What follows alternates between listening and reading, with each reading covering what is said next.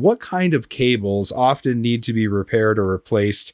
And is it one kind of truck or is there various vocations? Just give us a kind of an overview of what this program helps people with. Sure. I'll paint it in the picture of work trucks. We're all in that work truck type industry, and it could be anything like a mixer truck to a fire truck to dump truck, maybe even the step van delivery vehicles that's running around our neighborhoods delivering packages every day. Anything that's doing some kind of a vocational type of work is the type of thing we would call a work truck. And all these work trucks have some type of a cable. The types of cables you might find on them is maybe a transmission shifter cable or a throttle control cable, and even brake cables or PTO cables. And if you think about it, even all the valve controls and everything on these types of equipment have valve control cables at times if they're needing to be remote operated.